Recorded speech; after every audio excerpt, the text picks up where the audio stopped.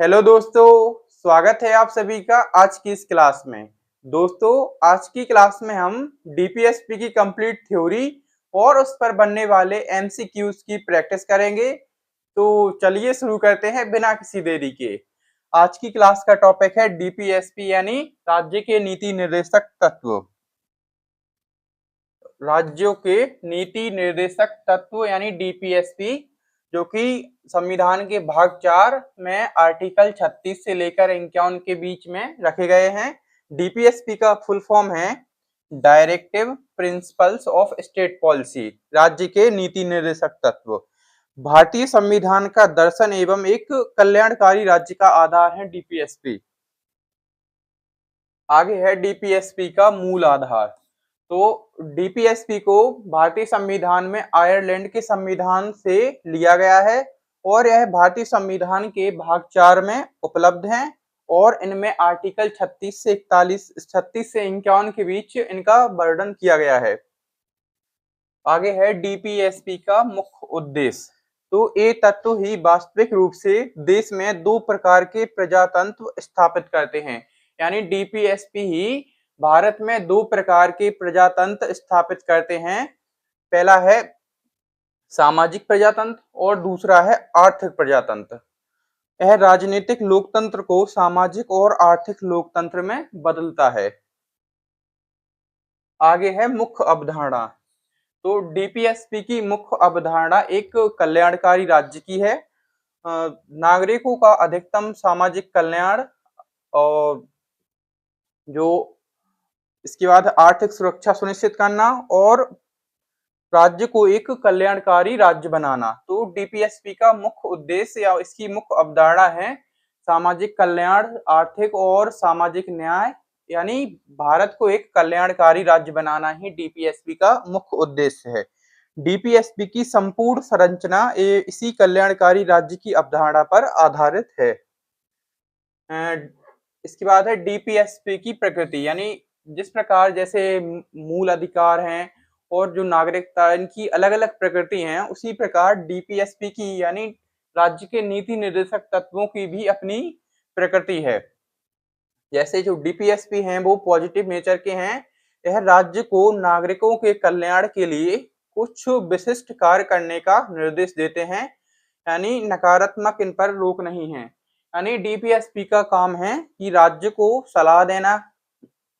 राज्य की कर्तव्य है कि ये नीतियां शासन के लिए राज्य के कर्तव्य के रूप में कार्य करती हैं, यानी डीपीएसपी राज्य को प्रेरित करते हैं। यहाँ राज्य शब्द का जो अर्थ है वह भारत सरकार से है। आगे है विधिक स्थिति एवं महत्व। न्यायालय द्वारा प्रवर्तनीय नहीं है। जो मूल अधिकार थे जो संविधान के भाग 4 में थे, अगर उनका हनन होता है तो व्यक्ति अगर उनका हनन होता है तो व्यक्ति सुप्रीम कोर्ट जाकर न्यायालय द्वारा उनको लागू करवा सकता है। लेकिन जो डीपीएसपी हैं राज्य के नीति निर्देशक तत्व, अगर सरकार उनका हनन करती है तो कोई भी व्यक्ति सुप्रीम कोर्ट या हाई कोर्ट नहीं जा सकता है। ये न्यायालय द्वारा प्रवर्तनीय नहीं है। इन्हें लागू कराने के लिए सीधे किसी भी न्यायालय में नहीं जाया जा सकता है। इसके बाद है यह संविधान का दर्शन एवं आत्मा है। कानूनी बाध्यता न होने के बावजूद ये नीतियां संविधान का दर्शन एवं उसकी आत्मा है, यानी जो संविधान का आदर्श है उसे ही डीपीएसपी कहा जाता है। यानी जो संविधान में जो कानूनी बाध्यताएं और जो नीतियां दी गई हैं उन्हीं का वर्णन डीपीएसपी में किया गया है। आगे है दोस्तों डीपीएसपी में आर्टिकल 36 से 51 के बीच इनका वर्णन किया गया है। सबसे पहले है आर्टिकल 36। दोस्तों, आर्टिकल 12 में जो राज्य की परिभाषा दी गई है, वही परिभाषा जो राज्य की परिभाषा आर्टिकल 36 में दी गई है, वही सेम परिभाषा आर्टिकल 12 में दी गई है। यानी इस अनुच्छेद में स्पष्ट किया गया है कि नीति निर्देशक तत्वों के संदर्भ में राज्य की परिभाषा बिल्कुल वही होगी जो मौलिक अधिकारों के अनुच्छेद 12 में दी गई है। यानी आर्टिकल 36, आर्टिकल 32 और इसके बाद आर्टिकल 152 में जो राज्य की परिभाषा दी गई है, उन तीनों परिभाषाओं का अर्थ एक ही है, यानी वो समान परिभाषाएं हैं। आगे है आर्टिकल 37। आर्टिकल 37 में शासन में मूलभूत एवं न्यायालय द्वारा लागू नहीं कराए जा सकते हैं। यानी आर्टिकल 37 में कहा गया है कि जो डीपीएसपी हैं वो न्यायालय द्वारा प्रवर्तनीय नहीं है, यानी इसे न्यायालय द्वारा लागू नहीं कराया जा सकता है। शासन में मूलभूत यानी ये देश के शासन में मूलभूत हैं। राज्य का कर्तव्य है कि विधि बनाते समय इन बातों का प्रयोग अवश्य करे। यानी कि ये राज्य को सलाह देते हैं कि राज्य कानून बनाते समय इन नीति निर्देशक तत्वों का पालन करे और उनका ध्यान रखे। इन्हें लागू करने का असली आधार जनता का दबाव व लोकतांत्रिक नैतिकता है। आगे है आर्टिकल 38 यानी 38 लोक कल्याण की अभिवृद्धि। आर्टिकल 38 में कहा गया है कि राज्य का कर्तव्य है कि वह लोक कल्याण की वृद्धि में सहायता करेगा। राज्य लोक कल्याण की अभिवृद्धि के लिए निरंतर प्रयास करता रहेगा। यह आर्टिकल डीपीएसपी के सबसे मुख्य लक्ष्यों को परिभाषित करता है। एक ऐसी व्यवस्था बनाना जहां हर नागरिक का कल्याण सुनिश्चित हो। यानी आर्टिकल 38 में कहा गया है कि सरकार हर एक ऐसी स्थिति उपलब्ध कर हर मतलब जो सरकार है वह एक ऐसी व्यवस्था बनाए जिसमें हर नागरिक का कल्याण सुनिश्चित हो सके। इसका वर्णन आर्टिकल 38 में किया गया है। आगे है आर्टिकल 38 के खंड 1 में न्याय के 3 स्तंभ बताए गए हैं। जो आर्टिकल 38 है उसके खंड 1 में न्याय के 3 स्तंभ बताए गए हैं। पहला है सामाजिक न्याय, दूसरा है आर्थिक न्याय और तीसरा है राजनीतिक न्याय। यानी कि राज्य का कर्तव्य है या सरकार का कर्तव्य है कि व्यक्ति को ये 3 प्रकार के जो न्याय है, यानी राज्य एक ऐसी सामाजिक व्यवस्था की स्थापना हेतु प्रयास करेगा जिसमें न्याय के तीनों स्तंभ यानी राजनीतिक न्याय, आर्थिक न्याय और सामाजिक न्याय उपलब्ध करा सके। आगे है आर्टिकल 38 का खंड 2 जिसमें असमानता की समाप्ति की बात की गई है। राज्य निम्नलिखित 4 क्षेत्रों में असमानता को समाप्त करने का प्रयास करेगा। वो 4 क्षेत्र हैं। पहला है आय, दूसरा है प्रतिष्ठा यानी स्टेटस, तीसरा है अपॉर्चुनिटी और चौथा है सुविधा। यानी राज्य इन 4 आधारों के आधार पर व्यक्ति के साथ असमानता नहीं करेगा। यानी असमानता की समाप्ति राज्य इन 4 आधारों के जो 4 क्षेत्र दिए गए हैं इनमें असमानता फैली है उसको समाप्त करने का प्रयास करेगा। इसके बाद है आर्टिकल 39। आर्टिकल जो 39 है इसमें राज्य की नीतियों का वर्णन किया गया है जो कि इस प्रकार है। राज्य अपनी नीतियों का संचालन विशिष्ट रूप से इस प्रकार करेगा कि समाज में आर्थिक और सामाजिक समानता स्थापित हो सके। यानी जो राज्य है वो अपनी नीतियों का संचालन और कानून इस प्रकार बनाएगा कि जो राज्य में सामाजिक एवं राजनीतिक व्यवस्था है वह बनी रहे और उसमें असमानता स्थापित ना हो। आगे है आर्टिकल 39 का ए। आर्टिकल 39 के ए में जीविकोपार्जन यानी जीविका उपार्जन का साधन बताया गया। यानी राज्य का कर्तव्य है कि राज्य प्रत्येक व्यक्ति को जीविका यानी जीवन जो राज्य है वह प्रत्येक व्यक्ति को जीविका उपार्जन का साधन उपलब्ध कराएगा। राज्य यह सुनिश्चित करेगा कि जीविका उपार्जन के पर्याप्त साधन प्रत्येक स्त्री एवं पुरुष को समान रूप से उपलब्ध हों। इसके बाद है आर्टिकल 39 का बी जिसमें भौतिक संसाधनों का नियंत्रण का प्रावधान किया गया है। आगे है आर्टिकल 39 का सी जिसमें संपत्ति का विकेंद्रीकरण किया गया है। आगे है आर्टिकल 39 का डी जिसमें समान कार्य के लिए समान वेतन का प्रावधान किया गया है।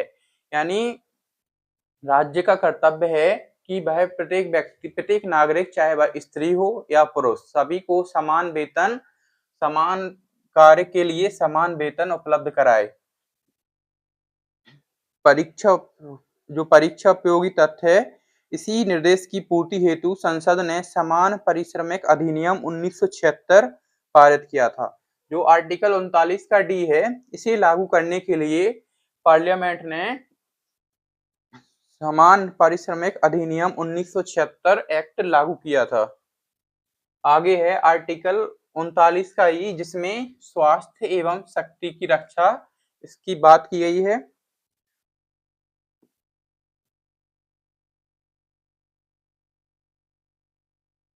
इसके बाद है आर्टिकल अनुच्छेद 40।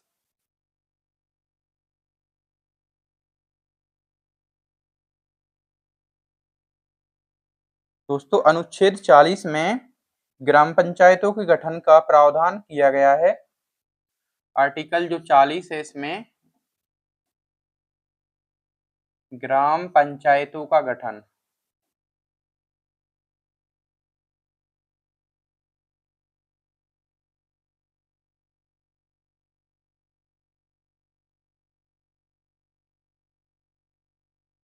आर्टिकल 40 में ग्राम पंचायतों के गठन की बात की गई है। जो ग्राम पंचायत हैं, उन्हें वर्तमान में संविधान की 11वीं अनुसूची में रखा गया है। इन्हें 73वें संविधान संशोधन अधिनियम 1992 के द्वारा संविधान की 11वीं अनुसूची में रखा गया है। उससे पहले जो पंचायतों का उल्लेख है वो डीपीएसपी में था, और वर्तमान में अभी भी डीपीएसपी का उल्लेख आर्टिकल 40 में है। इसके बाद है अनुच्छेद 44।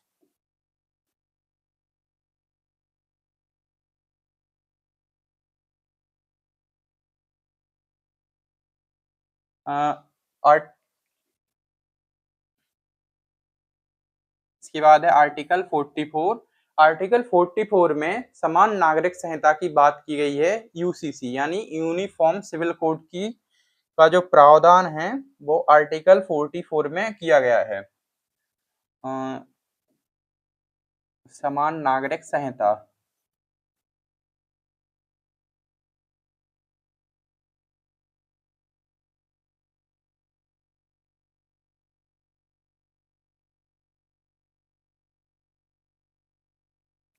जो यूसीसी का प्रावधान है वह आर्टिकल 44 में किया गया है, यूसीसी। और जो समान नागरिक संहिता है वो वर्तमान में भारत के 3 राज्यों में लागू है। पहला है, इसे लागू करने वाला सबसे पहला राज्य है उत्तराखंड। दूसरा स्टेट असम है। इसके बाद मध्य प्रदेश में भी यूसीसी लागू है।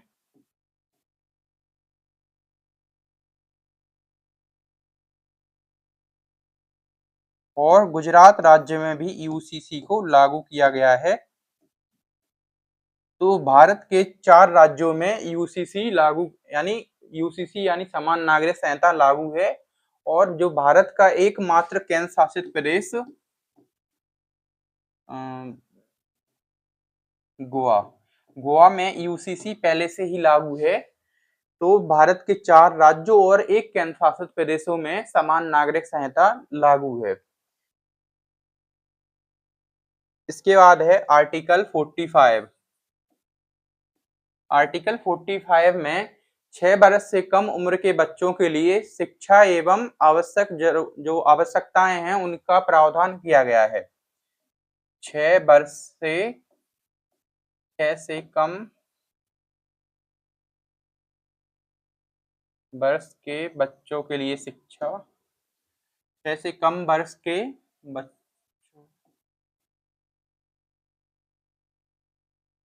के लिए शिक्षा एवं अन्य आवश्यकताएं के लिए शिक्षा। तो आर्टिकल 45 में जो 6 वर्ष से कम उम्र के जो बच्चे हैं उनके लिए शिक्षा का प्रावधान किया गया है। इसके बाद है आर्टिकल 48। 48 नहीं, आर्टिकल 47 है। आर्टिकल 47 में पोषण और जीवन स्तर की बात की गई है।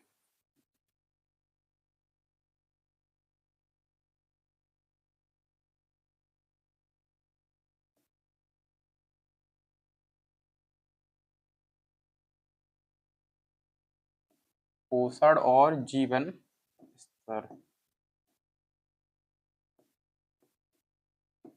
यानी राज्य का कर्तव्य है कि वह नागरिकों के स्वास्थ्य एवं पोषण को ध्यान में रखते हुए किसी भी पेय पदार्थ या मादक पदार्थों पर प्रतिबंध लगा सकता है। इसका जो उल्लेख है वह आर्टिकल 47 में किया गया है। इसके बाद है आर्टिकल 48।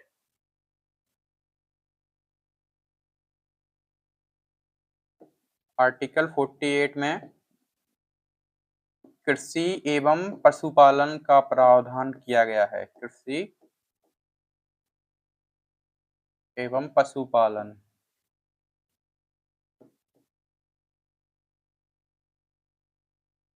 तो आर्टिकल 48 है, इसमें कृषि एवं पशुपालन का जो प्रावधान है वो आर्टिकल 48 में किया गया है। इसके बाद है आर्टिकल 48 का ए।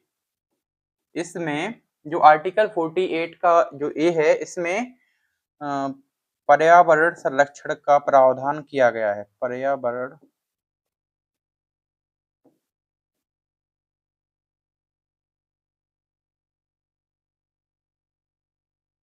जो आर्टिकल 48 है, 48 का ए है, इसे 42वें संविधान संशोधन अधिनियम 1976 के द्वारा डीपीएसपी के 48 के ए में इसे जोड़ा गया था और इसका कर्तव्य यानी राज्य का कर्तव्य है कि वह पर्यावरण का संरक्षण करे।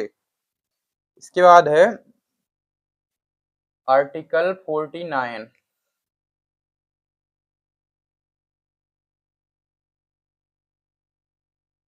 जो आर्टिकल 49 है,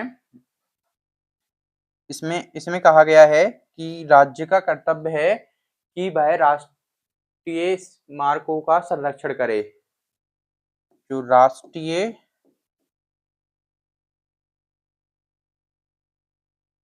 महत्व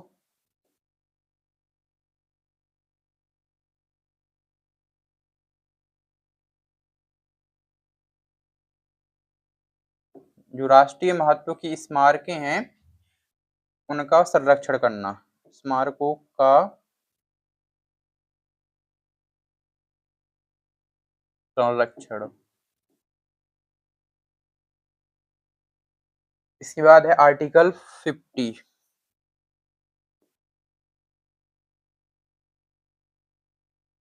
जो आर्टिकल 50 है, इसमें कहा गया है कि जो आर्टिकल 50 को दूसरे पेज पर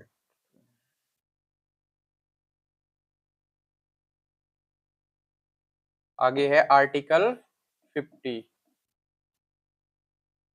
आर्टिकल 50 में कहा गया है कि राज्य का कर्तव्य है कि वह अंतर्राष्ट्रीय सुरक्षा एवं शांति को बनाए रखे। आर्टिकल 50 में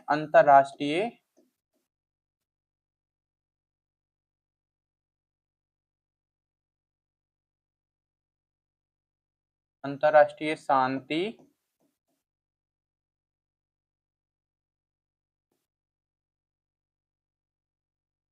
और सुरक्षा को बनाए रखना। इसके बाद है आर्टिकल 51। आर्टिकल 51 में कहा गया है कि कार्यपालिका और न्यायपालिका का एक दूसरे से पृथक्करण, यानी आर्टिकल 51 आर्टिकल 51 में कहा गया है कि जो कार्यपालिका है एवं जो न्यायपालिका है वो एक दूसरे से पृथक रहे। कार्यपालिका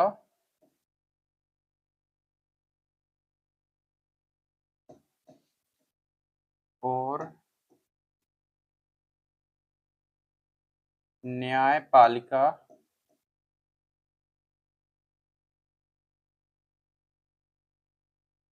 का पृथक्करण।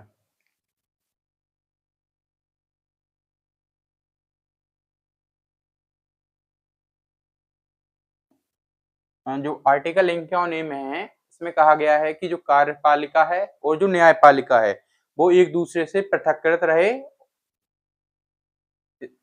इसके बाद है आर्टिकल 51 ए। आर्टिकल 51 के ए में फंडामेंटल राइट्स की बात की गई है। तो जो डीपीएसपी हैं, डीपीएसपी, इसमें आर्टिकल 36 से 51 के बीच इनका वर्णन किया गया है और यह संविधान के भाग 4 में हाँ, इनका भाग 4 में इनका उल्लेख है। इसके बाद है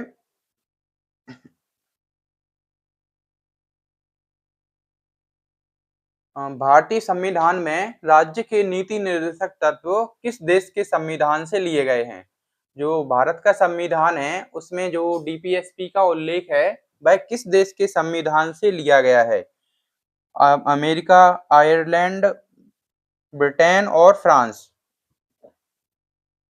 तो जो भारत के संविधान में डीपीएसपी हैं इनका प्रावधान आयरलैंड के संविधान से लिया गया है। ऑप्शन 20 का सही उत्तर है। आगे है संविधान के किस भाग और अनुच्छेदों में नीति निर्देशक तत्वों का उल्लेख किया गया है?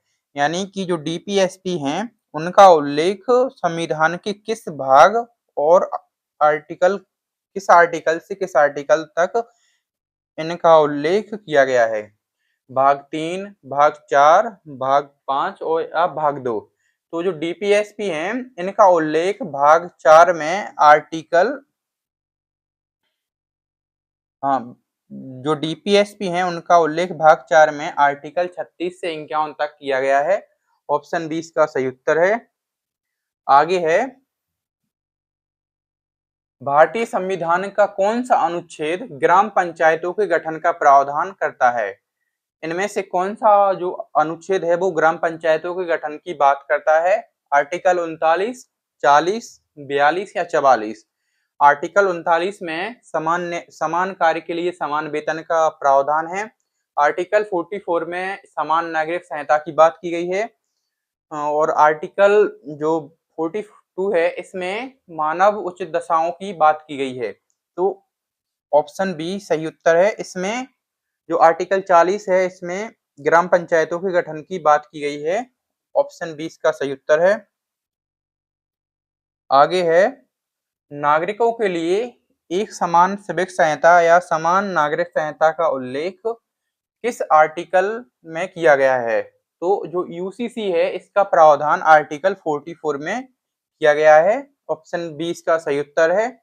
आर्टिकल 45 में 6 वर्ष से कम उम्र के बच्चों के लिए शिक्षा का प्रावधान किया गया है। आगे है राज्य की कार्यपालिका से न्यायपालिका का पृथक्करण किस अनुच्छेद के तहत किया गया है? जो कार्यपालिका और जो न्यायपालिका है इन दूसरे का पृथक्करण किस आर्टिकल में किया गया है? आर्टिकल 48, आर्टिकल 49, 50 या 51? तो आर्टिकल 51 में इसका उल्लेख किया गया है। ऑप्शन डी इसका सही उत्तर है।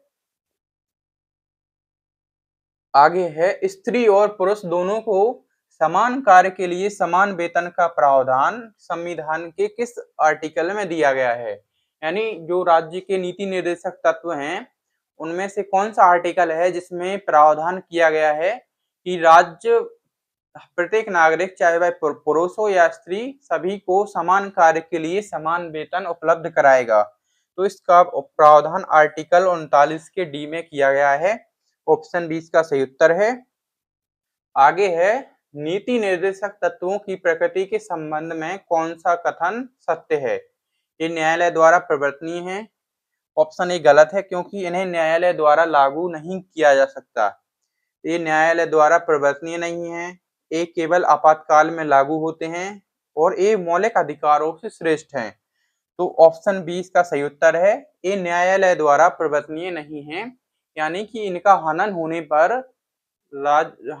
पर न्यायालय या सुप्रीम कोर्ट द्वारा इन्हें लागू नहीं किया जा सकता है। ये सिर्फ राज्य के लिए एक आदर्श के समान है। आगे है डीपीएसपी को शामिल करने का मुख्य उद्देश्य क्या है? जो संविधान में डीपीएसपी या राज्य के नीति निर्देशक तत्व शामिल किए गए हैं उनका मुख्य उद्देश्य क्या है? राजनीतिक लोकतंत्र की स्थापना, कल्याणकारी राज्य की स्थापना, तानाशाही की या धार्मिक राज्य की स्थापना? तो ऑप्शन बी कल्याणकारी राज्य की स्थापना करना ही नीति निर्देशक तत्वों का मुख्य उद्देश्य है। आगे है किसने नीति निर्देशक तत्वों को एक ऐसा चेक बताया कि जिसका भुगतान बैंक की इच्छा पर छोड़ दिया गया है? यानी कि इनमें से किसने कहा कि जो नीति निर्देशक तत्व हैं एक ऐसे चेक के समान है जिसका भुगतान बैंक की इच्छा पर छोड़ दिया गया है। यानी कि इस कथन का अर्थ है कि जो सरकार है वह डीपीएसपी को लागू करे या ना करे, वह उसकी इच्छा पर निर्भर करती है। जो कथन है यह ऑप्शन बी के एम पड़ेकर के द्वारा यह कथन कहा गया था कि जो डीपीएसपी हैं वह एक ऐसे चेक के समान है जिसका भुगतान बैंक अपनी इच्छा के अनुसार करेगा। आगे है 42वें संविधान संशोधन अधिनियम 1976 द्वारा कौन सा नया नीति निर्देशक तत्व जोड़ा गया? समान न्याय और निःशुल्क विधिक सहायता, ग्राम पंचायतों का गठन, समान नागरिक संहिता या अंतर्राष्ट्रीय शांति को बढ़ावा देना।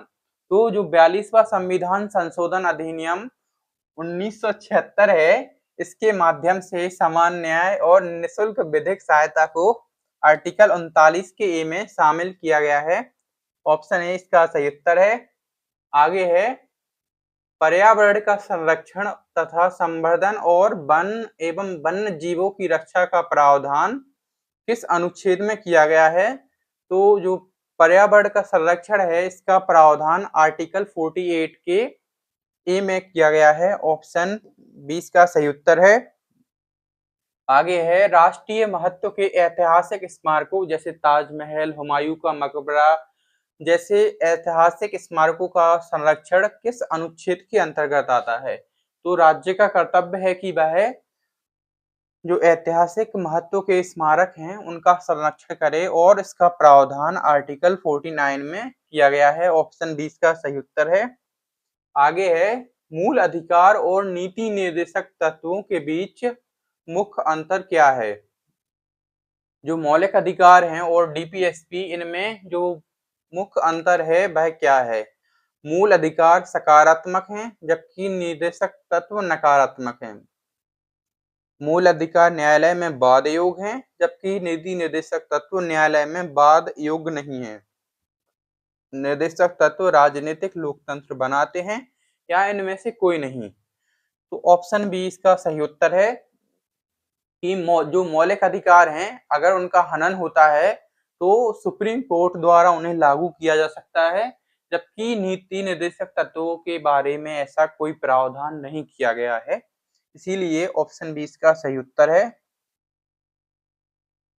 आगे है अंतरराष्ट्रीय शांति एवं सुरक्षा की अभिवृद्धि की का जो प्रावधान है वह किस आर्टिकल में वर्णित है? जो अंतरराष्ट्रीय सुरक्षा एवं शांति का प्रावधान आर्टिकल 51 में किया गया है। ऑप्शन डी इसका सही उत्तर है। आगे है कुछ दशाओं में काम, शिक्षा और लोक सहायता पाने का अधिकार किस अनुच्छेद के अंतर्गत आता है? तो आर्टिकल 42 में प्रावधान किया गया है कि राज्य नागरिकों को काम, शिक्षा और लोक सहायता पाने की व्यवस्था उपलब्ध कराएगा। आगे है किस केस में उच्चतम न्यायालय ने यह स्पष्ट किया कि मूल अधिकार और नीति निर्देशक तत्व एक दूसरे के पूरक हैं? चंपकम दोराईजन बाद 1951, गोलकनाथ बाद 1967 या मिनर्वा मिल्स 1980। तो मिनर्वा मिल्स बाद 1980 में यह कहा गया कि जो डीपीएसपी हैं और मौलिक अधिकार वह एक दूसरे के पूरक हैं। ऑप्शन सी इसका सही उत्तर है। आगे है सहकारी समितियों का उन्नयन किस संविधान संशोधन के द्वारा किया गया? यानी कि आर्टिकल 43 के बी में जो सहकारी समितियों का वर्णन है वह किस संविधान संशोधन के द्वारा जोड़ा गया? तो इन्हें 44वें संविधान संशोधन अधिनियम 1978 के द्वारा संविधान में शामिल किया गया। आगे है डॉक्टर बी आर अम्बेडकर ने नीति निर्देशक तत्वों को क्या कहकर संबोधित किया? संविधान की आत्मा, अधिकारों का घोषणा पत्र, समाजवादी ढांचा या संविधान की अनोखी विशेषता। तो बी आर अम्बेडकर ने डीपीएसपी को संविधान की अनोखी विशेषता कहकर संबोधित किया था। आगे है बालकों को प्रारंभिक देखभाल तथा 6 वर्ष से कम आयु के बच्चों के लिए शिक्षा की व्यवस्था किस आर्टिकल में की गई है? आर्टिकल 45 में कहा गया है कि राज्य का कर्तव्य है कि वह 6 वर्ष से कम उम्र के बच्चों के लिए शिक्षा की व्यवस्था एवं अन्य जरूरी जो चीजें हों उनकी व्यवस्था करेगा। आर्टिकल 45 में इसका प्रावधान है। आगे है काम की न्याय संगत और मानवोचित दशाओं तथा प्रसूति सहायता का जो उपबंध है वह किस आर्टिकल में किया गया है?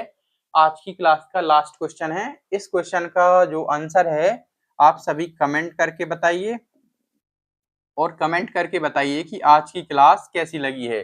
बाकी मिलते हैं कल की क्लास में। दोस्तों आज की क्लास में हमने जो डीपीएसपी हैं उनको कंप्लीट थ्योरी और उन पर बनने वाले एमसीक्यूज की प्रैक्टिस की है। मैं आशा करता हूं कि आपको सेशन पसंद आया होगा। तो मिलते हैं कल की क्लास में। Thank you.